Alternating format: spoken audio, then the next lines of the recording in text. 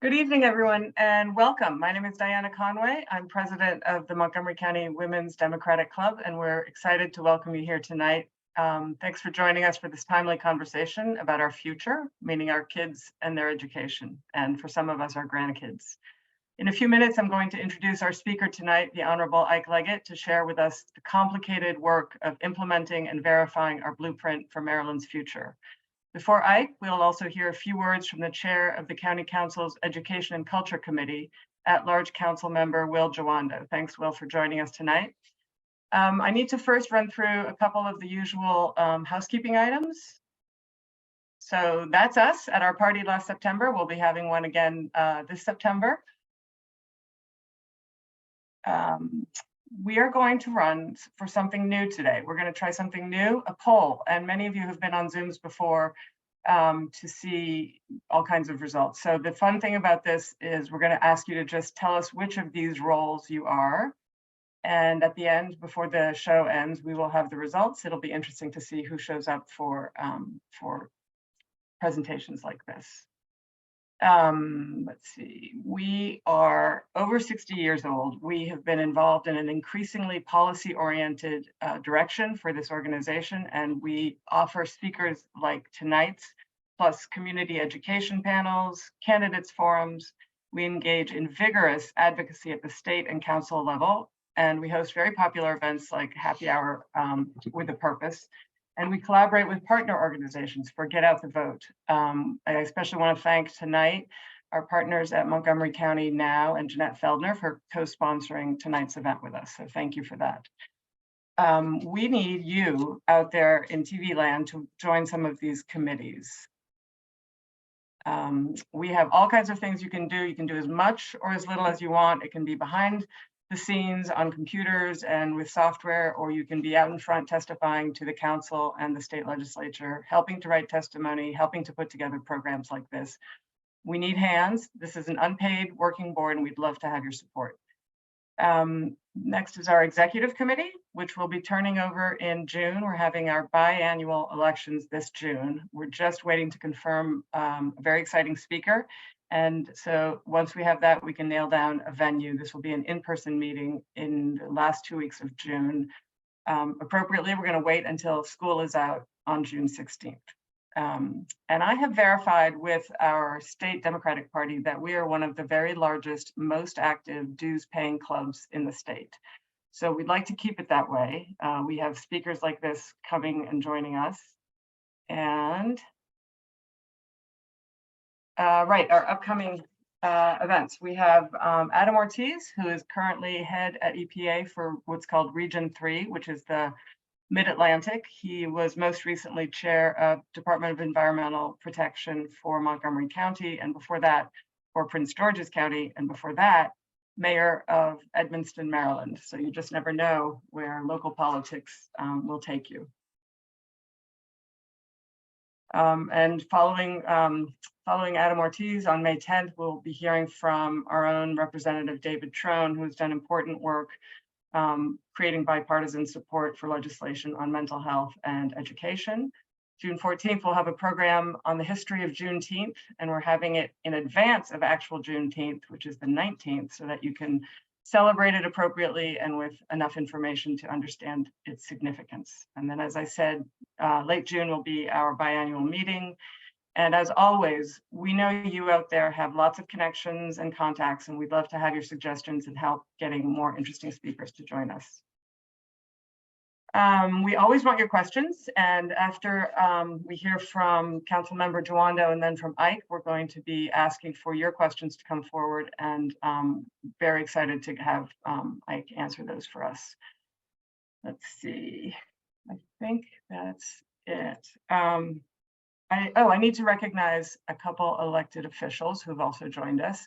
We have from the Board of Elections, David Naiman. We have Jared Solomon, who's from District 18, delegate from District 18, Lorianne Sales, who is a new council member elected at large and a former WDC board member. Karen Brito is also on the call and has had years of helping all kinds of Democrats achieve a lot of success. And brand new delegate Sarah Wallach is also on the call, joining us from District 16, and also a former WDC board member. I think that's everybody I got. If I missed you, please put your name in the chat and we will make sure to recognize you. Okay, so let's hear briefly from Councilmember Jawando. I know you have another event to jump to, but the council member is one of 4 at-large members of the council. He is chair of the council's Education and Culture Committee, or EC, which covers MCPS, Montgomery College, libraries, and a number of coalitions like the Adult English Literacy. And the council member is also on Planning, Housing, and the Parks Committee. So, Will, thanks so much for joining us. We'd love to hear your thoughts as we introduce Mr. Leggett. Thanks. Well, yeah, thank you so much, Diana. Thank you to you and the team, and congrats on this being one of your last meetings as president. I know you're happy about that. Ready to pass that torch, and but really appreciate opportunity to just share a few minutes. We are right in one of the most important conversations times of year for the county in the budget process. As chair of the Education and Culture Committee, we have just had the first this week of what will be 3 sessions on the operating budget for MCPS. The next one is coming up next week, and then we'll have several joint sessions with HHS on early childhood education, which is obviously one of the blueprint pillars. And we have big questions before us. We all know the last 2 years for our kids, for our students, for caregivers, for all of us have been really challenging. We're dealing with a mental health crisis for our young people as a state of emergency. A Surgeon General has said we're dealing with problems that weren't even on the radar 3 years ago, like increased fentanyl and opioid use. While that's going down for the general population, it's rising for our young people. We've had 5 overdose deaths this school year alone for young people due to opioid and fentanyl use. And we're dealing with a crisis in education where kids are trying to catch up. Math scores have fallen. Students who were behind before the pandemic, that's been exacerbated. And so we have a kind of a watershed moment.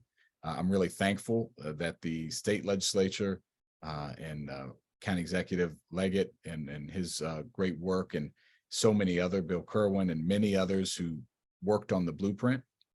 It is the exact perfect time to stay true and to that those principles, those pillars laid out in the blueprint.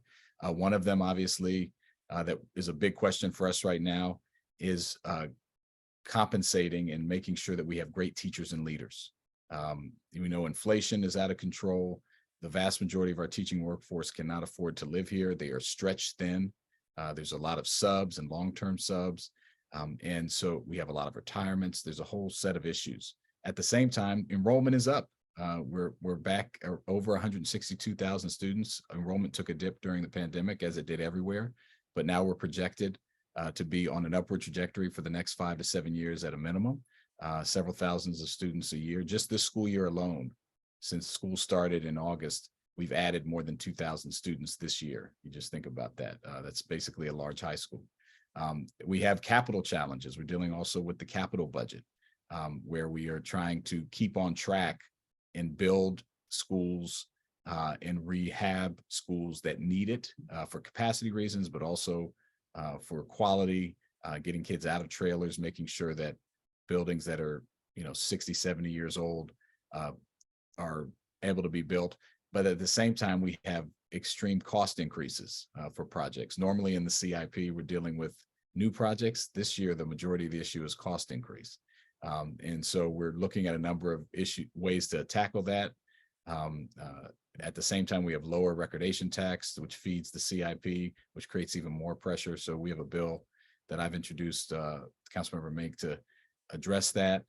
The council itself will have to address the issue of the 10-cent property tax that Mark, the county executive, Elrich sent over to address school funding. So that's something that on May 4th, in our 3rd Education and Culture Committee, we will make a recommendation to the full council about the level of funding for MCPS.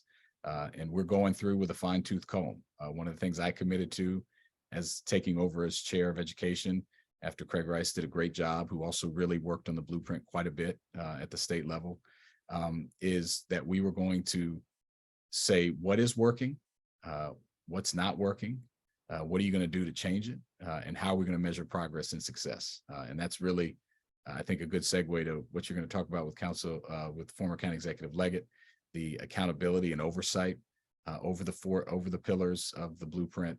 But we're laser focused on it. We know our kids need it, our teachers need it. I started a education tour when I first took over as chair, and I'm visiting all 25 clusters, and I'm about 4 into it. And at every school, themes have emerged. Teachers are stressed. The students want to be safe. They want to catch up and get the mental health services they need. And so we have to make these investments. It's really a once in a generation budget that we're looking at here. We're going to work with the school board and with Superintendent McKnight to make sure we deliver for our students. So that's kind of a high level overview. And the blueprint, last thing I'll say, is just a really important guiding tool. For example, on the salaries for teachers, one of the blueprint requirements, as I'm sure County Executive will talk about, is that we make our way to a base salary, a starting salary of $60,000 a year. If we do not make significant investments in salaries this year, we're going to have trouble reaching that. And so it's just one of the many things we're having to deal with, which I think is a good pressure from the blueprint, because teachers should be paid more for all the work and challenges they're dealing with. So I know we have a great conversation tonight, and appreciate the WDC's commitment to this issue, and really want to thank County Executive Leggett for his work in retirement. I feel like he's working more in retirement than he was when he wasn't retired, but really appreciate him as well. So thank you for having me. Thanks very much, Will. We appreciate you making the time. Thanks. And I'm sure we'll be talking more about this together. Absolutely. Okay, so on to the main event. We're honored to host today's special guest, a longtime fixture in county politics and policy, my friend, the Honorable Ike Leggett. From his youth in segregated Louisiana to his seat today as chair of this important committee, Mr. Leggett has had some remarkable stops along the way, including, I didn't know this, conducting military drills while also organizing campus protests at Southern University. He's a captain who served in Vietnam and won the Bronze Star, among other recognitions of valor. He was a Carter White House Fellow, and he has been teaching law at the Howard University School of Law as a professor for many years. And of course, 4 terms on the county council and 3 as county executive. Do I have that right? And then a brief respite followed by chairing a statewide committee to organize a massive overhaul of a large public school system. So with that, Ike, I think you've got your work cut out for you, and I know the crowd is very excited to hear from you. So thank you very much for joining us tonight. Thank you, Diane, and thanks for having me, and thanks for all of you participating with us this evening. I want to keep this rather simple because this is a very complex plan. It requires a great deal of attention. It is a 10-year plan, so it's not a short plan. It is a very difficult plan, and one that will take an awful lot of work to facilitate. So my approach is to take something that is very complex, challenge it, and try to break it down into what I call simple stories. And as I was walking down here today, I tried to think in my mind, what is the simplest and most succinct way I can convey both the promise, the challenge, and what we need to do as a community, as a state, to implement this blue plan. And I ran across a picture and I grabbed it for myself and my granddaughter. This is a mirror. A mirror here is in kindergarten. And I was there one day to help celebrate a birthday. Wonderful, smiling child, a beautiful child, and one that I truly, truly adore in kindergarten. I'll come back to why that is important in just a moment. But also grabbed another picture that showed a mirror just a couple of weeks ago. This is her on an exchange program over the student spring break. And what you see there is the Eiffel Tower. She is visiting Paris because she currently is a student in the French magnet program at Gaithersburg Middle School. Now, why do I provide those 2 photographs?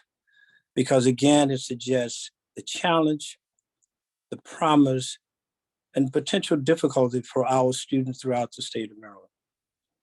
Yamina was fortunate, an opportunity to go to pre-K, to go to a wonderful set of schools, to engage in a French emergence program where she has learned very, very well to speak French. And on an occasion at just 13 years of age, she traveled to France, participate in an exchange program. That is unique. I say that also because I grew up, as Diane just stated, one of 13 kids in Alexandria, Louisiana. As I indicated, Amira has just returned from Paris, clear across the Great Pond. When I grew up, the furthest I had been up to the age of 19 was about 40 miles. My entire life, my entire destiny, and everything that I thought about life was in that 40-mile radius. I've now traveled literally all around the world. Now, how did I get from that? Celebrating my granddaughter's visit to Paris at 13 and having the opportunity to travel around the world and to participate in so many other things that Diane talked about. It's a simple story that started with education in segregated schools with people who really cared about the students, teachers who worked very hard, a community that supported us with inadequate resources, hand-me-down books. We still made it. We still made it. And when I look at where we are today in the great state of Maryland, and we're probably in the top quartile of per pupil spending. We have a great state in terms of income. We're one of the highest in the entire nation, yet we are marred in the middle of the pack of the United States in terms of student performance. Now, being in the middle of the pack in the United States does not suggest a very high standard to me, because the United States is in the middle of the pack of the world. So let me go back through that for you. The United States is in the middle of the pack when you consider all the other schools around, all of the school systems around the world. And we are in the middle of the pack of the United States. That's equivalent to say, if you're looking at baseball, you think about the Major League Baseball, we're in the middle of the pack of the AAA baseball league. That is simply unacceptable. And so the General Assembly, starting back in 2016, decided to do something about that because we simply could not languish where we are today. Starting in 2016, the idea was to bring us up to a standard, a world-class standard. And they put together what is called the Curran Commission that ultimately adopted the blueprint from the great state of Maryland.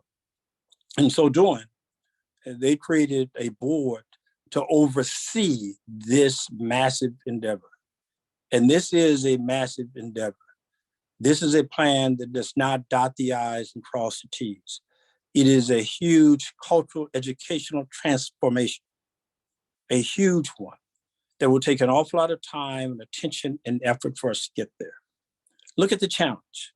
As I stated before, we're in the middle of the pack of the United States that's in the middle of the pack of the world. 30 to 40% of our students leave high school, only 30 or 40% leave high school who are career or college ready. 50% to 60% of all of our students who go into college need some form of remediation. 50% of our teachers leave after 5 years. This is a huge problem for us. But when you look around, there are other states who've looked at this and at least to some degree done something about it. And I am really, in many ways, thrilled by what I see. The state of Mississippi, which is one of the poorest states in the entire United States of America, if not the very poorest, looked at its educational system, especially reading, and decided that they were going to do something about it. That state was really at the bottom of virtually all of the states throughout the entire United States, decided to do something about it. In a relatively short period of time, the Mississippi students have gone from, at least to the third grade, from the bottom of the pack to the middle of the pack. That's a huge transformation. And so when you compare that at a state that is quite poor, fewer computers in the classroom, fewer libraries, a less educated community, was able to move their students pretty close to where Maryland students are today and read it, at least at the 3rd grade. It suggests that we can do better. And so this plan, the blueprint, is designed to do much better for us. It is designed to have all of our students, college or career ready by the end of the 10th grade. Let me repeat that. College or career ready by the end of the 10th grade. That means all students, regardless of your zip code, your race, ethnicity, your gender, the language spoken at home, any disabilities that you may have. It is designed to ensure that all of those students have an adequate opportunity to be college and career ready by the end of the 10th grade. No other state has initiated such a huge policy transformation than you see here in Maryland. And so we are trying to ensure that we implement this blueprint the way that we should. Now, let me go back and change something. I was not part of the current commission. I did not participate in drafting the blueprint. Had I done so, I may have made changes, other suggestions along the way. I'm here to implement it. The General Assembly, the governor decided that they wanted a 7-person board and a chairperson to implement this plan. And in some way, I think that's a good position for me to be in. Because as I stated before, there are some things that I would have changed. There are some things that I would have done differently. But I am here now to implement this plan, and I'm going to implement it, help implement it with fidelity. That's the objective. Now, when you look at a plan this way, people will tell you, well, that's an exciting plan. There's no way that you can implement this, not in the time frame that's suggested. And two sort of thoughts come to mind. On one hand, I want you to think of it this way.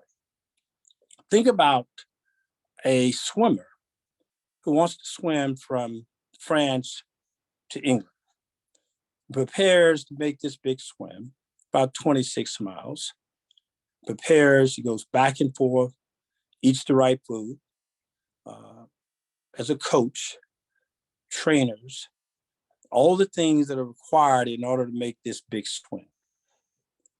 Gets in the water the day that he wants to swim, coaches, people watch him. He starts to swim of this 26 miles between France and England. He actually swims 13 miles. And the opponents, who doubts his ability to make it across, says to him, you cannot make it. That is too difficult for you. You simply cannot make this swim after swimming 13 of the 26 miles. And the opponent says to him, why don't you turn around and go back? He immediately turns back. He swims the 13 miles back to France. Now, the challenge here is that he actually swam 26 miles, but he never got across. 13 halfway, 13 back the other way.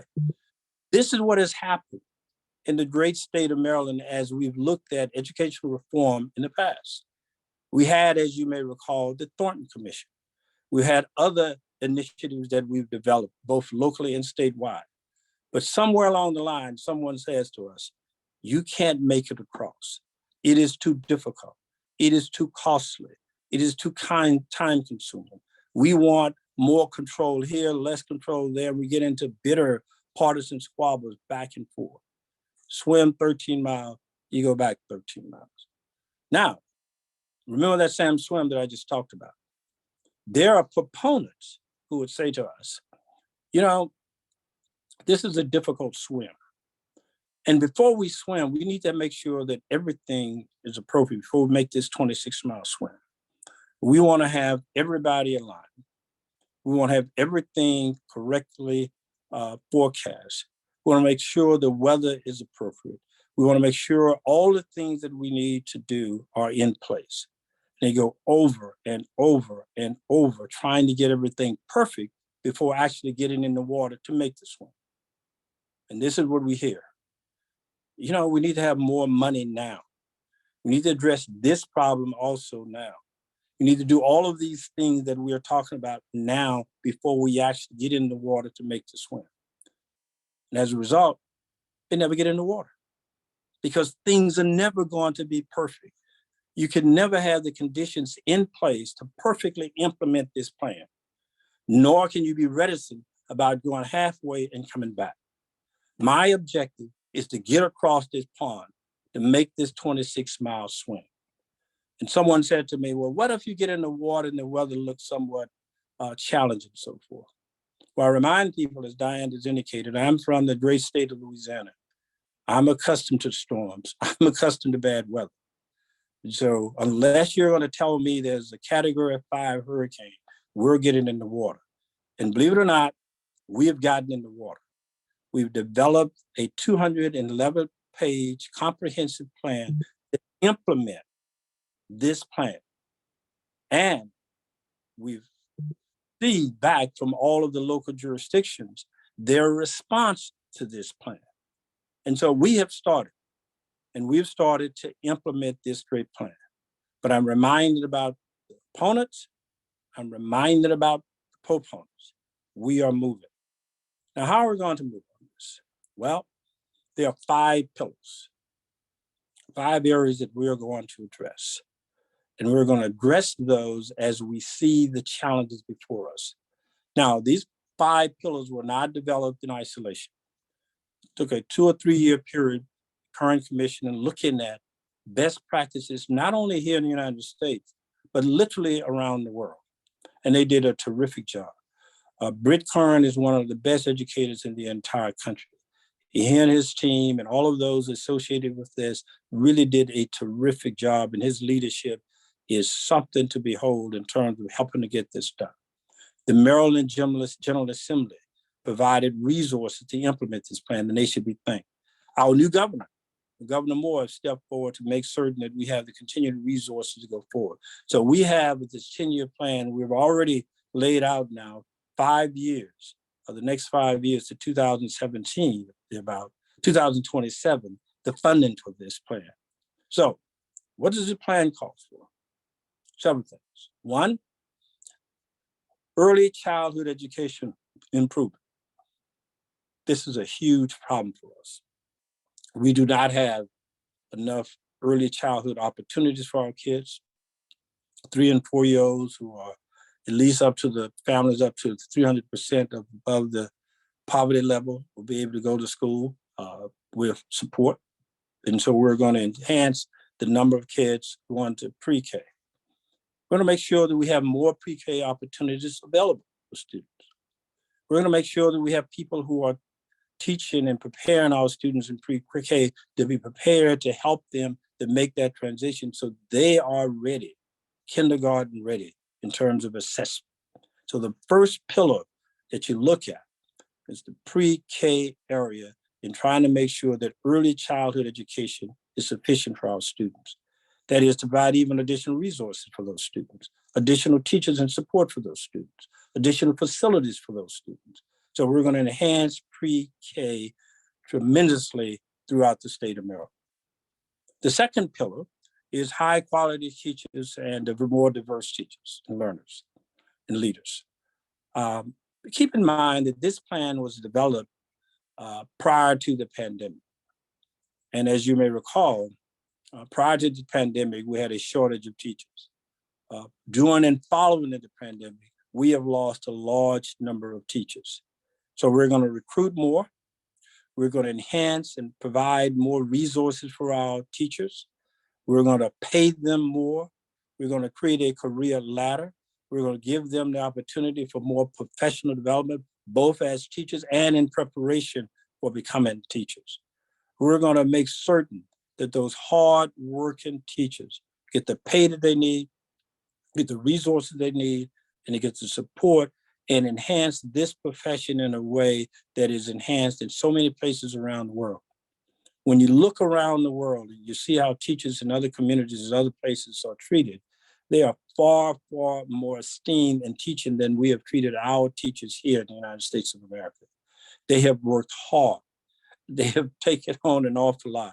We've asked them to be social workers. We've asked them to be coaches. We've asked them to be leaders. We've asked them to be community leaders. We've also asked them to be teachers, both in and outside the classroom. They can't do it all. And we need to respect their work. We need to enhance their work. We need to pay them sufficiently.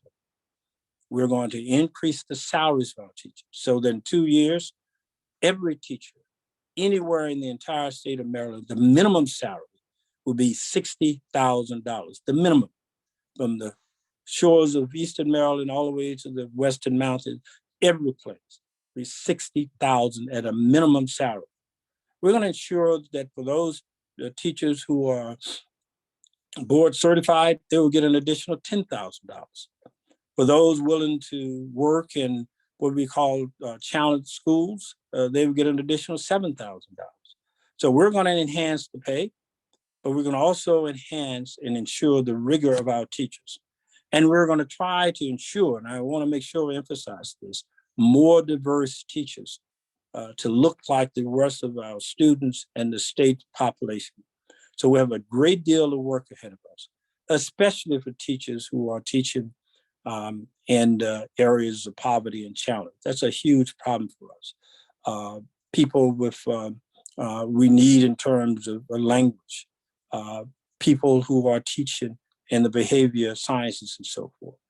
You go through all of those things, you see the tremendous challenge ahead for us, but it can be done, and we're going to try to make certain that it's done as well. The third pillar is college and career readiness. As I stated before, we want to make certain that by the end of the 10th grade, our students are college or career ready, so that they can take advanced placement courses, or they can learn and provide for a certificate or training that will lead them to a profession. Our governor has made a great deal of emphasis to say repeatedly that everyone may not want to go to a typical four-year college, but we should make certain that everyone has a career and their choice. So we're going to provide that to ensure that the kinds of career opportunities they have, that we're going to make sure that as they go through the system, starting from pre-K all the way through to the 10th grade, that the curriculum is aligned appropriately, that they have the opportunity to have the coursework and the training that they need for either one of those directions. Now, we're not going to wait until the 10th grade to make sure we properly assess them. There will be annual assessments and periodic reviews throughout that process, because you do not want to wait to the end of 10 years to say, have we succeeded or not? We will have some clear warnings as we go through this entire process on an annual basis. And we'll be able to disaggregate the information, the results, so that we can know what students, what challenges we have, so to ensure that as we get to that 10th grade, as many of those students as possible are prepared because they are career or college ready. That's the objective there in a nutshell. And so we need to have the curriculum that's aligned, the teachers that are aligned to do it, the resources available to make certain it happens, the space available to make certain it happens, and we're going to teach and monitor those as we go through that process. The fourth pillar is to provide additional resources for our students. The old saying is that you can't learn in a vacuum. It's impossible for us to simply isolate off the school time to ensure that students are impacted only by what they do for the few hours that we have them in the classroom. They are impacted by a number of things, and most importantly, the things around them in terms of the family structure, the resources they do not have at home. And so this plan calls for additional support, more PADI centers, more Judy centers to provide additional family and student support to ensure that we are trying to make certain that we are addressing many of those challenges outside of the classroom, so they come to the classroom with fewer behavior challenges, fewer physical challenges, that they have eaten properly. They've gone through all of the things that we can provide in order to ensure that the stress in the classroom is sufficiently reduced. So let's go back again. Early childhood, teachers who are properly paid, more diverse teachers, and of course, teachers who are have the opportunity to participate in their entire educational process, career and college readiness, and of course, the challenges I've stated before with providing additional support. And the fifth pillar is accountability. We need to have accountability on this plan. How is it working? Whether it's working or not. What are the measures that we have in order to properly assess this? How do we determine whether we're making appropriate improvements? That's a huge problem. And we have an ongoing group that is now looking at how do we properly assess and measure improvement. Now, that may sound simple, but it's really important. And think of it this way. Think of it as a football game. Are we all starting at the same point? Is the ball starting for the offense on the 10-yard line, and you have 90 yards to go in order to score a touchdown? And if a team is playing offense and they move the ball from the 10-yard line to the 5-yard line every year, do you consider that progress? Are we improving? Or do we actually start at the 5-yard line and we're moving the ball 7 yards every year? Is that improvement? It sounds a little simple, but in a nutshell, that's essentially where we are. We are not all starting in the state at the same point on the field. We're not all making the same level of progress. We all agree as to what is improving. The reason why that is important is because when the board comes in to make its assessment, we need to be clear about where you started, what is the improvement that we're talking about, because we want to hold people accountable. We have a program, we have a process of ensuring accountability, but we have first decided where we started and how we're measuring accountability. And it may sound simple, but it is quite important. So there's a report that's going to come out pretty soon that would provide us with that blueprint portion of how we measure progress, because progress will be measured on an annual basis. Progress will be measured so that we can see the amount of progress we're making toward those overall goals that I've talked about. So those are the 5 pillars. And we are going to address those, and we have a plan to address those over the next 10 years. This is an audacious plan. This is a challenging plan. This is something that needs to be done. We have so many things going for us here in this great state of Maryland. And I'm literally embarrassed when someone compares us, Maryland, to Mississippi. I'm embarrassed when I see the number of kids who are dropping out of school. I'm embarrassed when I see that our teachers are not willing to stay and to continue to be supported, or not being supported in the classroom. I'm embarrassed when we have these great debates about whether we're making improvements and how bad the school system is. I am embarrassed by all of those things, but we can make a difference. And as Democrats, mostly, think about it. We've talked about how we will elect officials to ensure that we significantly improve the lot of all. We've elected officials who've talked about the value of education. We've elected people who've said, we want to do the right thing. We've had a strong culture within our party to ensure that we lift everyone up. Because if we think about this, there are very few things that we can do to help our society, help our party, most importantly, our country, than to properly educate our kids. This is important for us. And I'm urging you to be supportive of this process. This is not simple. This will not be easy. If it was easy, we'd have done this a long time ago. It's going to be costly. There will be conflicts. There will be disagreements along the way. But we simply cannot afford to be marred in the middle of the pack of a country that's in the middle of the world. That's unacceptable. And so for us to make the improvement, for us to call ourselves a party of great hope and opportunity, we have to change this. And I'm urging you with as much as I possibly can to get involved. to be supported. I've essentially come out of retirement to do this, and this is hard work. This is not easy. I'm traveling all over the state to try to make sure that this message gets out. I'm trying to make sure that our leaders are razor focused on this challenge and to involve as many people in the community as possible. There are the naysayers that are out there. There are people who will fight this left and right. It is too costly. It's too time consuming. It will not work. We've heard all of those things before. That's swimming halfway and then swimming back. We need to finally say, we're going to solve this problem and we're going to solve it now, because my granddaughter, who had an opportunity to go to a great system here in Montgomery County, should not be an exception. This should be the norm. What I see here and what I think about in terms of our future, this is it. This is it. And there are so many other kids out there who've not had this opportunity.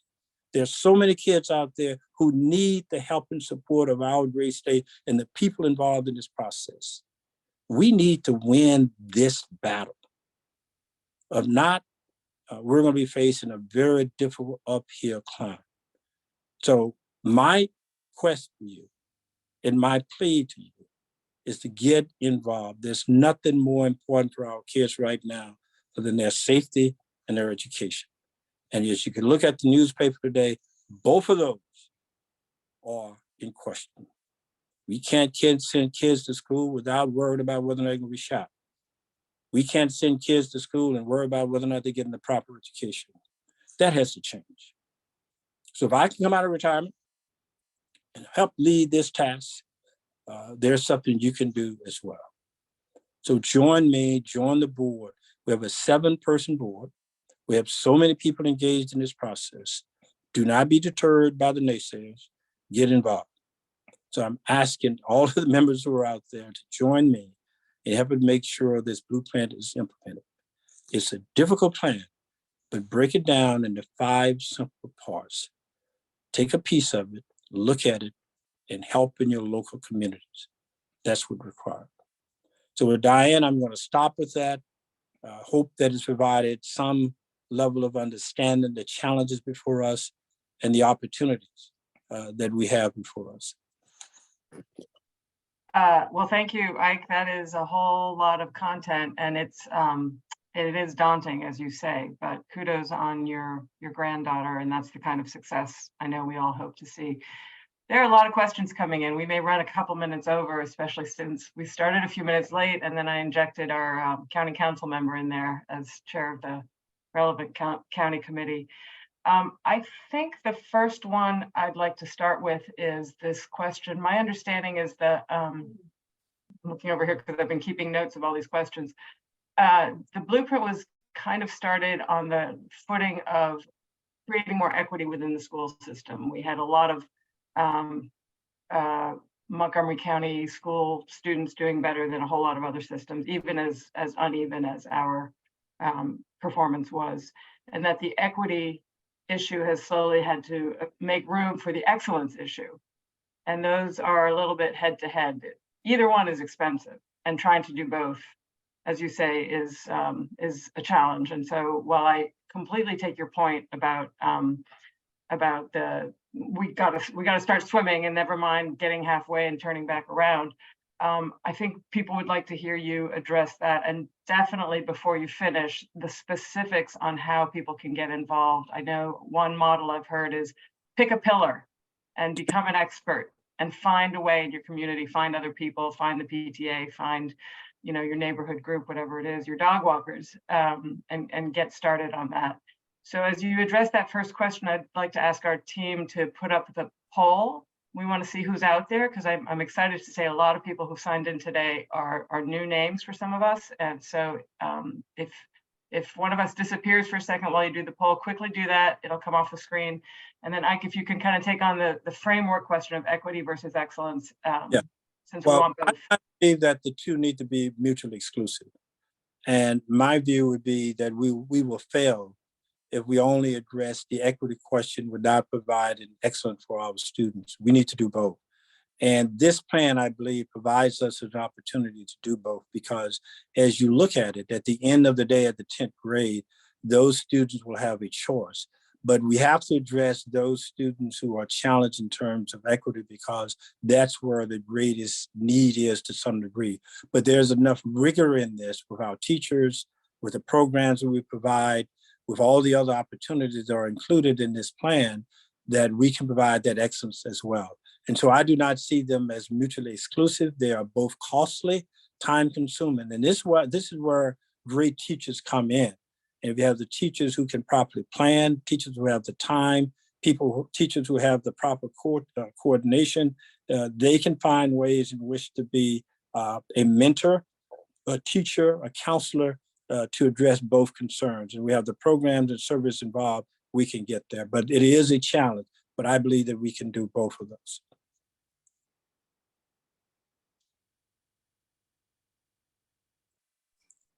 You're on mute, Diana. Sorry. And I think the other parts of the question in terms of how to get involved, number one, I would say try to become somewhat familiar with the blueprint itself. Do not get bogged down into minor details of all aspects of the plan, because it's too comprehensive and it'll take too much time and attention. And what I've said to people, take a lane, look at one of these areas and decide to get involved with that. Talk to the appropriate people involved in the local school system and pick a lane and get involved. And once you're able to do that, I think you can make a major contribution. Simply voicing your position as it relates to support of it is a good start. But pick a lane. Do not try to become proficient in every aspect of this. It will be too time consuming and you'll probably wear yourself out. So my view, pick a lane, get started. All right, next question is, will your board move forward to the General Assembly and the State Department of Education improvements of implementation that you believe the legislation can address to amend the blueprint?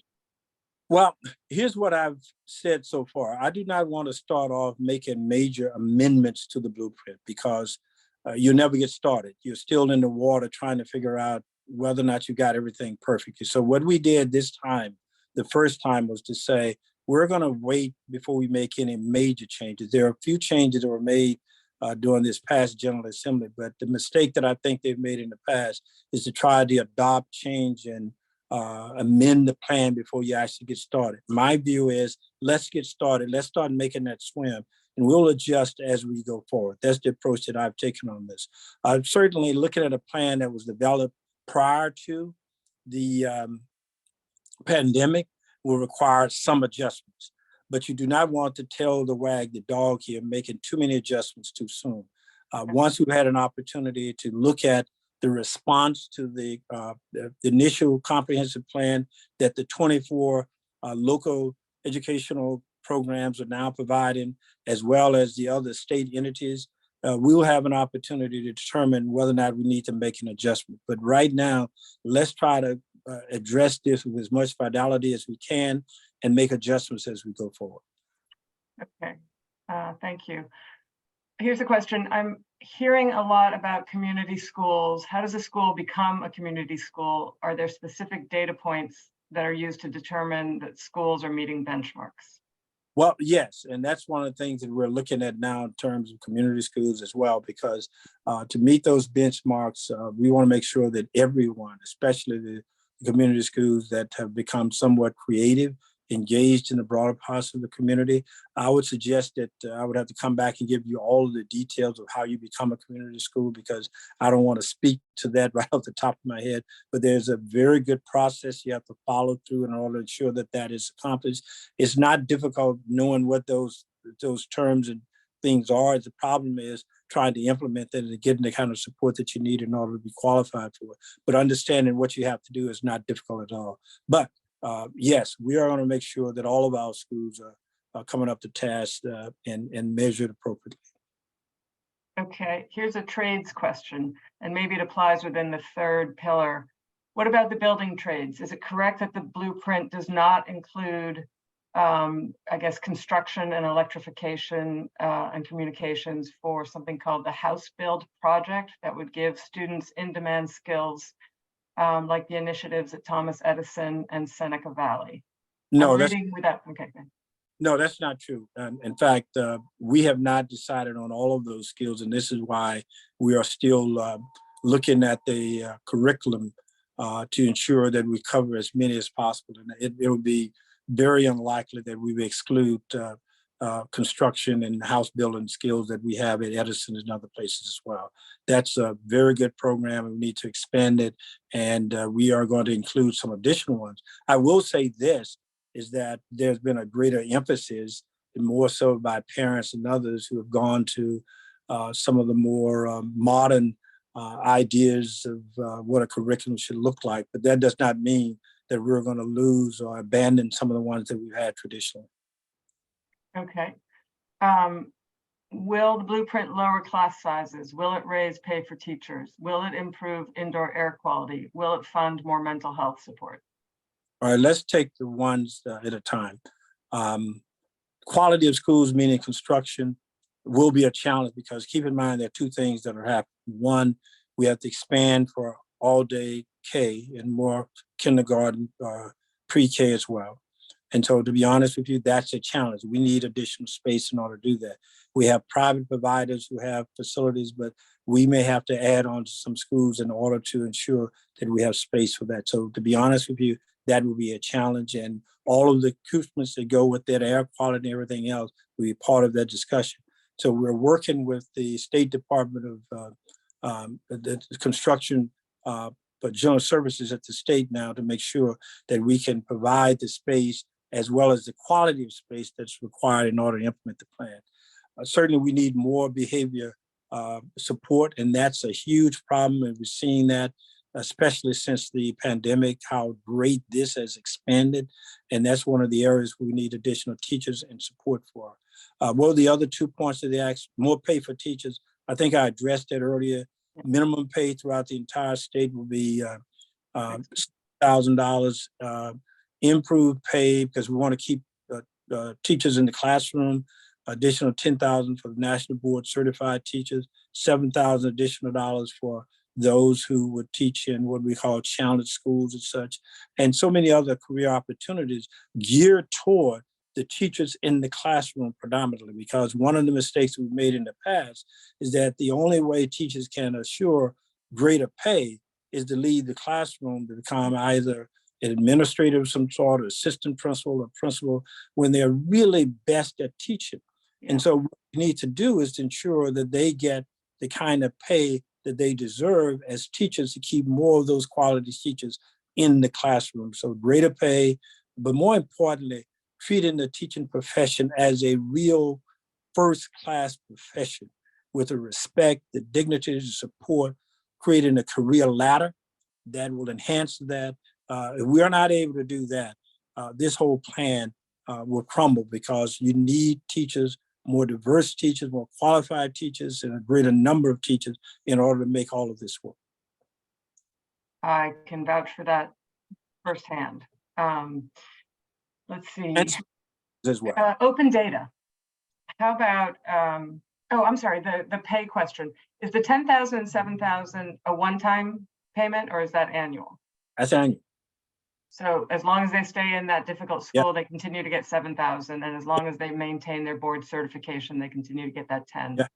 And minimum salary will be $60,000. You believe it or not, there are places around the state that they're paying teachers in the mid-40s right now. In this state? In this state right now. Is it realistic to expect that a plan can improve educational outcomes for students of color with or without the additional challenges of being in a household with few resources, English as a second language, no health insurance, disadvantaged by behavioral, emotional learning, attention impediments? If we can't do it in Montgomery County, how do we do it statewide? They did it in Mississippi. And that's a great answer. The Mississippi is not Montgomery County. Montgomery County have far more resources, better staff, and better pay, all the things that a place like Mississippi does not have. And they made a significant change in Mississippi. I'm from Louisiana, and we look down in Louisiana on Mississippi. So we can do it in Mississippi. We can do it anywhere. Keep in mind, that's a Republican-led state. that decided with a huge population that has been poorly underserved that they were going to do something about it. And they did. So if we could do it there, Yeah. we yeah. So I don't want to undermine what the questioner said, because all of those things are challenged. That's why this is a 10-year plan. We didn't get into this problem overnight, and we're not going to get out of it overnight. No one plan at an early stage of this will address all of those concerns. But given the magnitude of what was described in that question, we have no other choice. Otherwise, we'll be mired where we are, or even lower going into the future. We cannot afford to do that. Despite all challenges, I'm hopeful that we can make those changes.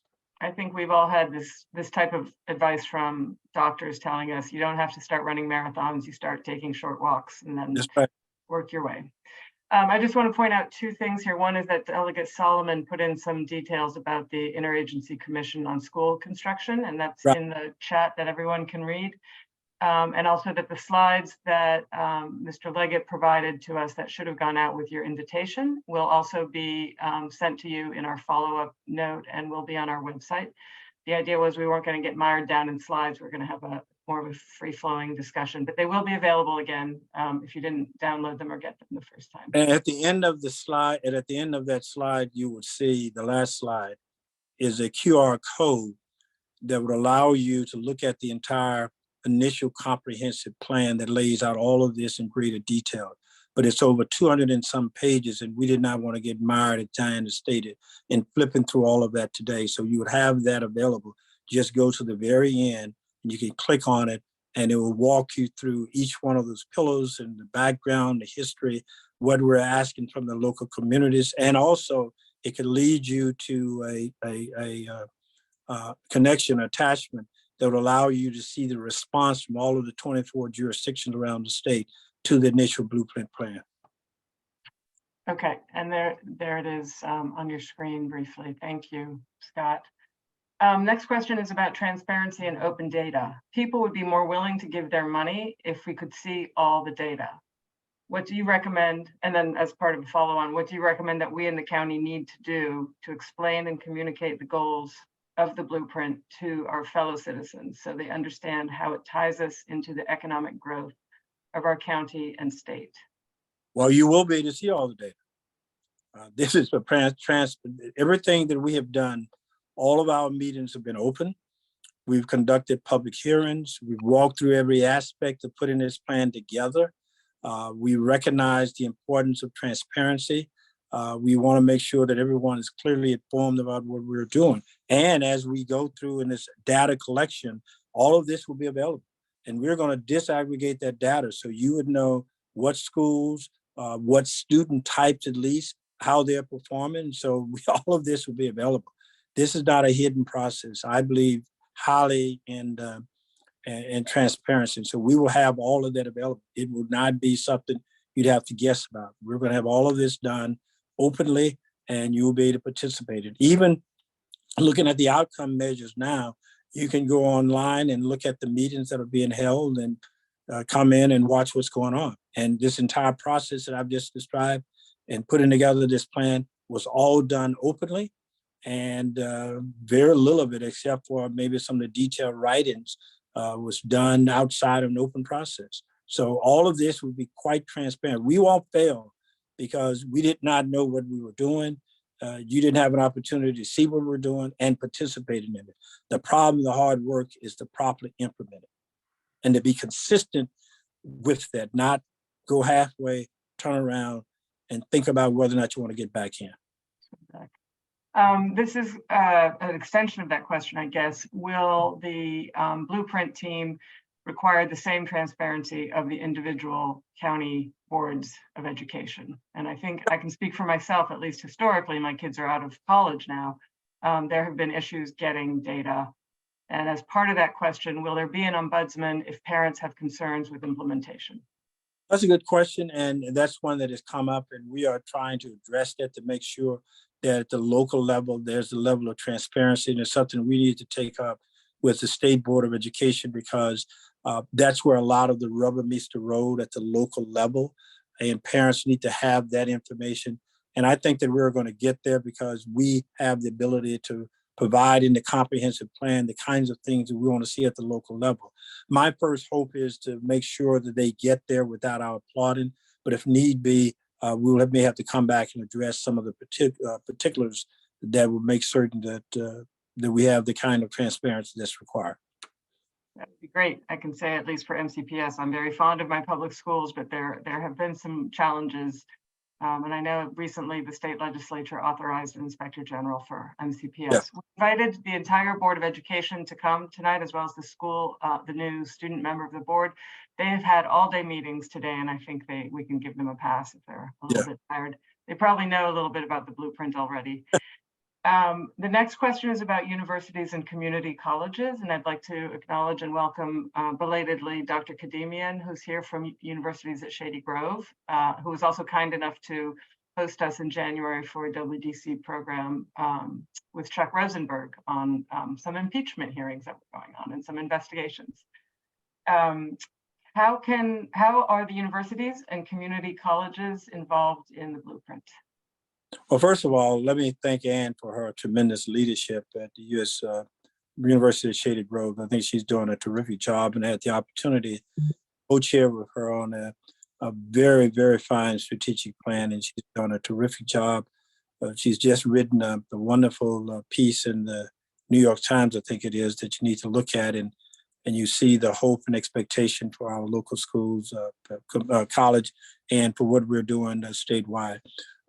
One of the things that I think that we need to make certain that we're doing on two paths. One is to help us to train the future teachers for tomorrow.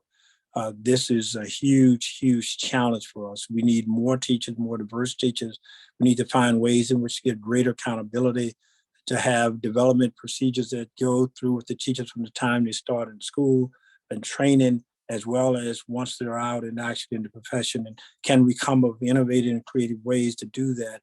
And the best way to start is having those programs coexisting at the college level. The second is in career and college readiness.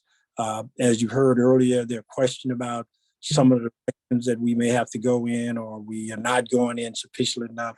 Help us to ensure that the career choices that people are making are the adequate ones, and we're measuring them appropriately so that when the kids get through that 10th grade process, they have the kinds of programs that have been tested that we know would work and can provide us with the opportunities to ensure for their success.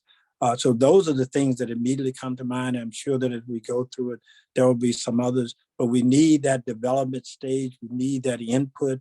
We need the ideas from the colleges and universities, because they're the better creators of helping us to know what is relevant, what we can do, what we should not be doing, and working with us, because we do not have all the ideas. We need those ideas and suggestions. And the best laboratory, I think, is at the college and the community college level. This question has come in a number of times, apparently. What coordination is built in among your board and the governor, the General Assembly, and the county governments? Well, there's a 7-person board. I chair the board. We have an executive director who is the expert on in and everything about the blueprint. She was heavily involved in the implementation of the creation of the study and analysis of putting all of this together. Now she serves as the executive director. It is basically through the members of the board. We also have an advisory board, 20-person advisory board that is broken down into each one of those individual pillars. So the initial coordination starts with me and the executive director, which is then passed on to, depending on what the question and issues are. For example, I testified so many times before the General Assembly, myself, the executive director, our vice chair, Britt Curran, are trying to be as responsive as possible to our members of the General Assembly, the governor, and it works just like any major department would work. That is, the responsibility is put on the executive director and, of course, the chair and the vice chair. So we have great coordination so far, but I think as we get much further down the line, we are hiring additional staff to help us in support of many of the things that we're doing. But the outreach thus far, for a first year start, I think, given the challenges, we started late, but we worked extremely hard to to get up to where I think we are today. So that's the process we have it. 7-person board, 20-person advisory board with expertise in each one of those. We're hiring additional staff now to fill out the various teams, the export review team, as well as some other additional spots we have on the board for the staff itself. Terrific. Well, we have a final question, which people are really, I think, most focused on, which is what can people like the ones on this call do most helpfully? You mentioned picking a pillar and becoming engaged. Is there anything more specific you want to add to that as we close out? Yes, most importantly, this is going to take additional resources. And you hear, and I've heard it from all over the state, this is a huge bill for people to pick up. There may be areas where you have to support additional taxes, support. First of all, I believe that local communities should properly prioritize. This is important. And so one of the things that you can do is examine your budgets to make sure that at the local level, the resources that people are asking for to help implement the blueprint, you are following that clearly to make sure that the resources that they are asked to provide are going to that. So if it requires some additional resources, examine that carefully. Because I'm sorry, let me ask you, are you recommending either way on the county executive's proposal? No, because I'm not going to get into the individual budgets. I'm suggesting that you do so to make sure you are clear that whatever community it's in, maybe somebody outside of Montgomery County here, that if people are asking for additional resources, make sure, and the excuse is that we need it for teacher salaries, needed to enhance our educational program, that's where it's going. Make sure that you support the initiatives in terms of additional resources needed, if that's where it's going. And so that's the first area you should get involved in, because if we have this disconnect that the blueprint is asking for additional resources to address all of these different concerns, local communities are asking for additional resources and taxing people and taking money from other places in order to do that, then that could have a negative impact on the blueprint. So we have to make sure that those things are in line. And so the best way of doing that certainly is from us at the top, but also at the local level. Make sure that your resources are going for what you go for. And if you're involved in education, make sure that it is supportive of that. That's where you start.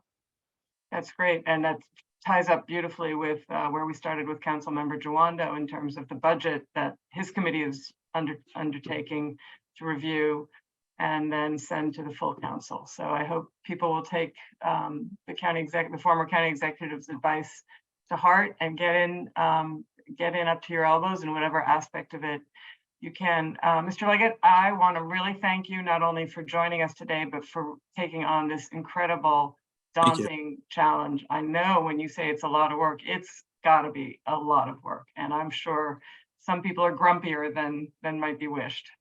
Well, as you know, I'm a very positive person. I have a positive outlook about our future, but this is something that is important to me. And as I said before, my granddaughter is a testament to that. And I'm so appreciative of what she has done and what she's accomplished. Let's just make sure that this is not the exception, but this is the norm in the great state of Maryland. That is terrific. Thank you so much. And thank you for finishing on a positive note for us. All right. Bye-bye. We've got a couple closing comments here. I hope everybody enjoyed that program. Please share it. It will be on our website and our YouTube channel. Please share it with friends who need to see it, or share the slide deck that Mr. Leggett gave us, which will be on our website as well as in the follow-up note that we're sending to you. So you should open that email. And finally, in our upcoming 1 week from tonight, same time, same place, Adam Ortiz will be talking about saving the planet. Can't educate kids if you don't have a planet to do it on. So please join us April 27th, and please join WDC. Help us do the work we do and help us continue to support programs like tonight's. And that's it. We're closed. Thank you, everyone, for joining us and for staying. Very impressive. Thank you. Thank you. Nice to see everyone. Thank you, everyone. everybody. See you next one. Great job, Diana. Bye-bye. All right, we'll be in touch. Let's look at that MCPS budget. Exactly. For sure, for sure. Thanks, Holly.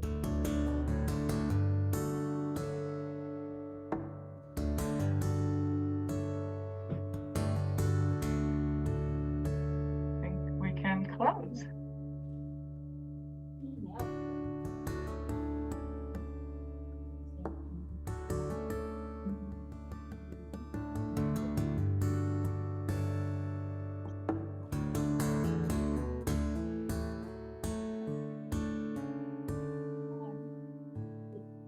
CPS budget, we're begging for is going to teacher salaries, which it never does.